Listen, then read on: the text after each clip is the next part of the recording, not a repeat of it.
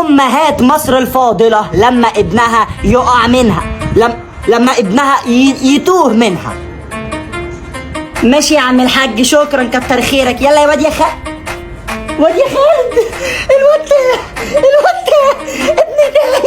ابني لا حول الله يا رب. مالك يا ست الكل، مالك؟ استهدي بالله. بس ايه اللي حصل؟ ابني يا سيدي، ابني مش لاقياه ضاع مني. ليه يا درايا؟ ده انا ما اقدرش اعيش من غيره.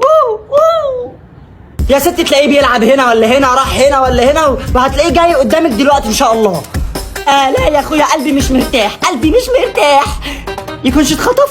يا لهوي، الواد ده اتخطف. طب هتقعدي تولولي كده ولا هتمسكي الميكروفون دوت وتندهي عليه في الشارع؟ ايوه يا اخويا انت صح، هاتي المايك دوت. ارجع يا خالد يا حبيبي، عيل تايه يا خالد يا ضنايا يا بابا. ارجع واعمل لك كل اللي انت عايزه. هجيب لك الايفون اللي كان نفسك فيه، وهجيب لك البلاي ستيشن اللي بطعم الجبنه. بس ارجع يا حبيبي ماما انا جيت يا ماما. سمعتك بتقولي هتجيبي لي الايفون والبلاي ستيشن اللي بطعم الجبنه. بس هو ايه البلاي ستيشن اللي بطعم الجبنه ده؟ نازل جديد؟ تعالى يا ابن الوسخه، كنت فين؟ تعالى هطلعك. كنت فين يا ابني؟ كنت فين؟ ما تروحش في حته تاني من غير ما تقول لي.